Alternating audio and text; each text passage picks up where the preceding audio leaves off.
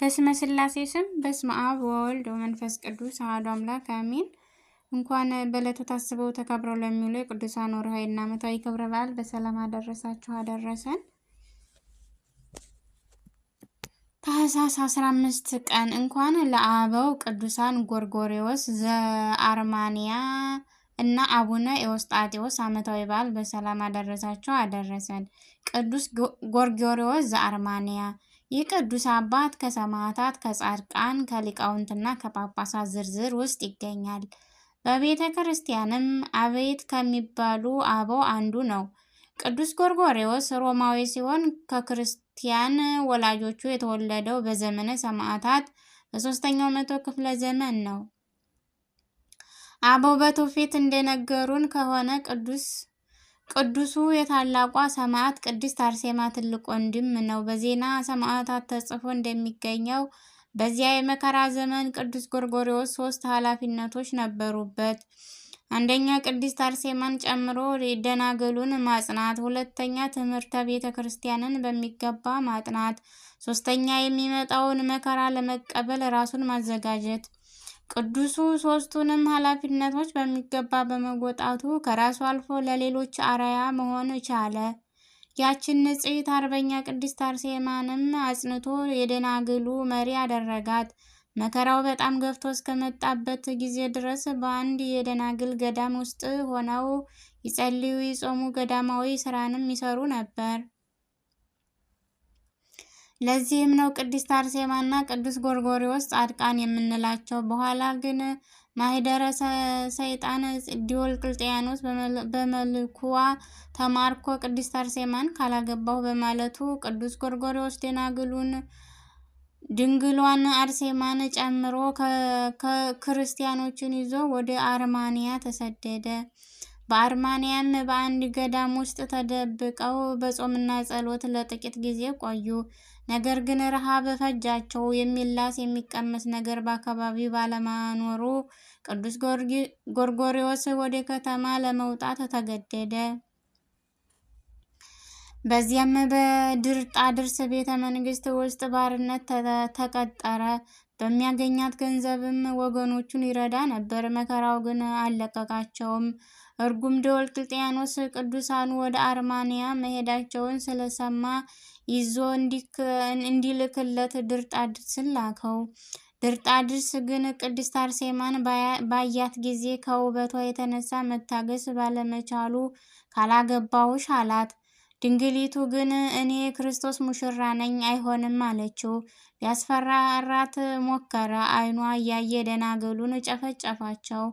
አልሳካልህ ቢለው በአደባባይ በግድ ሊያገባት ቢሞክር እጁን ጠምዝዛ በሰው ፊት መሬት ላይ ጣለችው።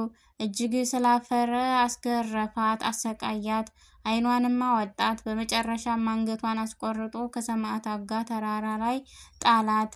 ወዲያው ደግሞ የቅዱስ ጎርጎርዮስ ማንነቱ በመታወቁ ይዘው አካሉ እስኪያልቅ ገረፉት፣ በእሳትም አቃጠሉት፣ በብዙ ስቃይም አሰቃዩት። በመጨረሻ ግን ከነ ሕይወቱ እንዲቀበር ተወሰነበት።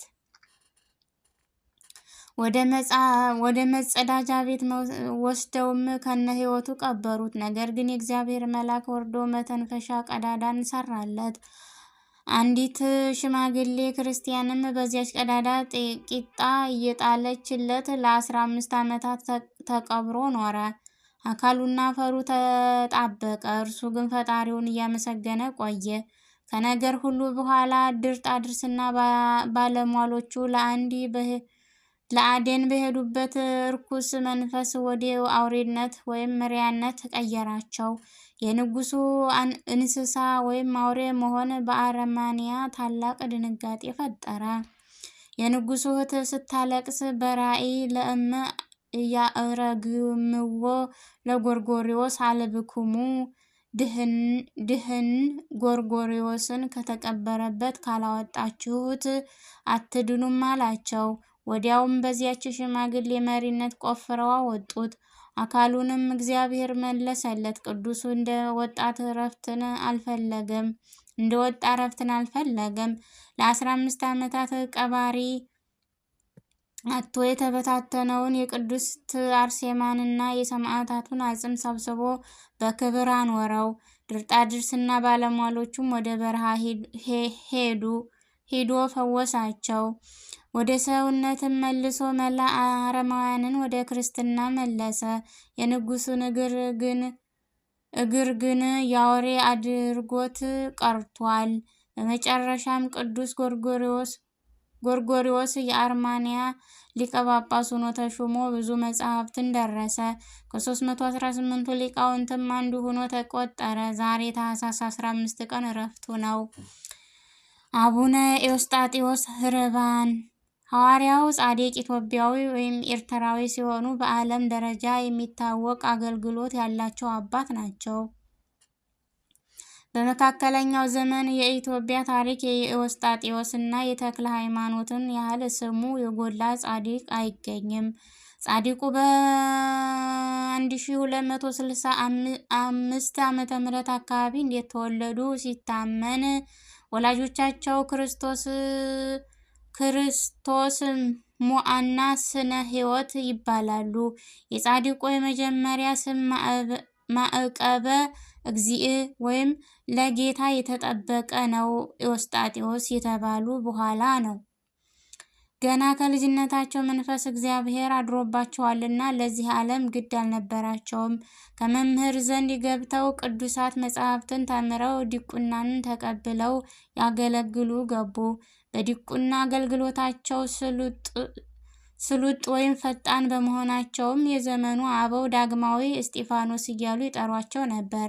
ከዚያ በወጣትነት ዕድሜያቸውም ምናኔን መርጠው ጾምና ጸሎት ከስግደት ጋር አዘወተሩ። እንዲህ ባለ ሕይወት ሳሉ አንድ ቀን ለስም አጠራሩ ጌትነት ይሁንና መድኃኒታችን ኢየሱስ ክርስቶስ ወደ አቡነ ኤዎስጣቴዎስ ዘንድ መጣ። በዘባነ ኪሩብ በግርማው ቢያዩት ደነገጡ። ጌታ ግን ወዳጄ ኤዎስጣቴዎስ ገና ከእናተ ማኅፀን መርጬሃለሁና ከኢትዮጵያ እስከ አርማንያም ሐዋርያ ትሆን ዘንድ ሹሜሃለሁ። ከዚያ ዘኪያከ ስምዐ ኪያየ ስምዐ አንተን የሰማ እኔን ሰማ፣ አንተን እንቢ ያለ እኔን እንቢ አለ ብሏቸው ባርኳቸው አረገ። ጻድቁ ፈጣሪያቸውን ስለ ስጦታው እያመሰገኑ ቅስናን ተቀብለው ስብከትን ጀመሩ። ስም አጠራራቸውን ፈጥኖ በሀገሪቱ ተሰማ። በየቦታው እየዞሩ ያላመነውን አሳምነው እያጠመቁ ያመነውን በስርዓተ ቤተ ክርስቲያን እያጸኑ ሕይወተ ገዳምን እያስፋፉ ኖሩ። አሁን ኤርትራ ውስጥ የሚገኘውንና እርሳቸው የመሰረቱትን ገዳም ጨምሮ ለገዳማዊ ሕይወት መስፋፋት አስተዋጽኦ አድርገዋል። በገዳማቸውም አባ አብሳዲን ጨምሮ በርካታ አርድእትን አፍርተዋል። አቡነ ኤዎስጣቴዎስ በተለይ የሚታወቁት ቀዳሚት ሰንበት እንዳትናቅ ወይም እንድትከበር ባደረጉት ጥረት ነው። ደግሞም ተሳክቶላቸዋል። ቅርብ ጊዜ ከምናየው የድፍረት ስራ በቀር በሀገራችን ሁለቱም ሰንበቶች ክቡር ናቸው። አቡነ ኤዎስጣቴዎስ 2 ጊዜ ወደ ኢየሩሳሌም በእግራቸው ተጉዘዋል። መሄዳቸው ግን ለመሳለም ብቻ አይደለም፣ ይልቁኑ የወንጌል ዘርን እየዘሩ ፍሬንም እየለቀሙ እንጂ እርሳቸውም መቼም ሐዋርያዊ አገልግሎታቸውን ችላ አይሉምና። በመጨረሻ ሕይወታቸውን በገዳማቸው ላይ ደቀ መዝሙራቸውን አባ አብሳዲን ሹመው ለአዲስ ጉዞ ተነሱ። እኩሎቹ ልጆቻቸውን በገዳማቸው ትተው እኩሎቹን አስከትለው ጉዞ ወደ አርማንያ ተደረገ። በመንገድም ወደ ባህረ ኢያሪኮ ሲደርሱ የሚሻገሩበት መርከብ አጡ። ድንቅ አባት ናቸውና በእምነት አጽፋቸውን ወይም ኩታቸውን አውልቀው ባህሩ ላይ ጣሉት። በላዩ ላይም በትዕምርተ መስቀል አማትበው ተቀመጡበት። ደቀ መዛሙርቶቻቸውን ባህሩ ላይ በተነጠፈው ኩታ ላይ ከበው ተቀመጡ። ከሰማይም ጌታችን ወርዶ በመካከላቸው ቆመ። ሚካኤል በቀኝ ገብርኤልም በግራ ቆሙ። ጻድቁ ደግሞ ልጆቻቸውን ያስተምሯቸው ይተረጉሙላቸው ገቡ። በመካከል ግን አንዱ ወይም የማነ ብርሃን ይሉታል በቅኔ ቤት በመጠራጠሩ እርሱ የተቀመጠባት ብቻ ተቀዳ ሰጠመ።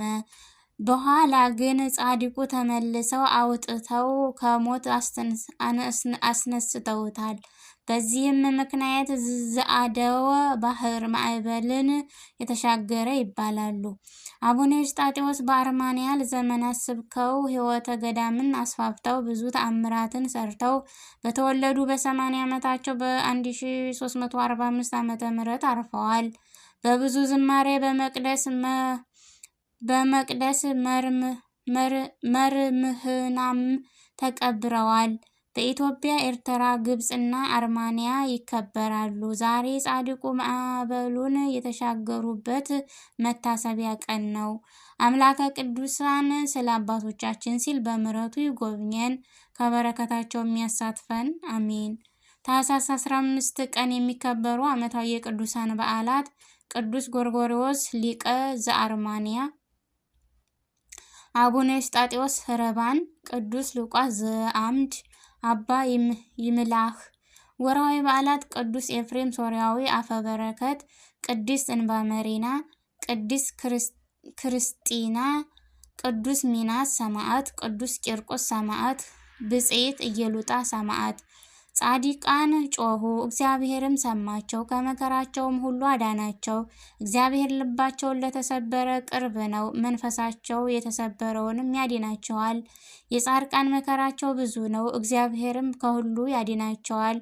እግዚአብሔር አጥንቶቻቸውን ሁሉ ይጠብቃል። መዝሙረ ዳዊት 33 በቅንፍ 17 አሜን። ስለ ቅዱሳኑ የቅዱሳኑ ባለቤት ልዑል እግዚአብሔር ይክበር ይመስገን። እግዚአብሔር አምላክ ከቅዱሳኑ በረከት ረድኤት ያሳትፈን፣ በረከታቸው ይደርብን። አጽራረ ኢትዮጵያን አጽራረ ቤተክርስቲያን ያስታክስልን። ሰላም፣ ፍቅር፣ አንድነትን ያምጣልን። አሜን። ይሁን ይደረግልን።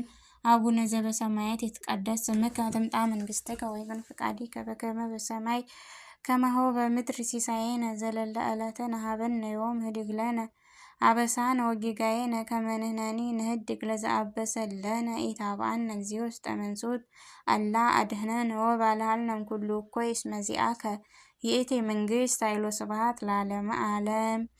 በሰላመ ቅዱስ ገብርኤል መልአክ ኦ እግዝእትየ ማርያም ሰላም ለኪ ድንግል በህሊናኪ ወድንግል በስጋኪ እምእግዚአብሔር ጸባኦት ሰላም ለኪ ቡሩክት አንቲ እምአንስት ወቡሩክ ፍሬ ከርስኪ ተፈሥሒ ፍሥሕት ኦም ልተጸጋ እግዚአብሔር ምስሌኪ ሰአሊ ወጸሊ ምህረተ ሀበ ፍቁር ወልድኪ ኢየሱስ ክርስቶስ ከመ ይስረይ ለነ ኃጣውኢነ።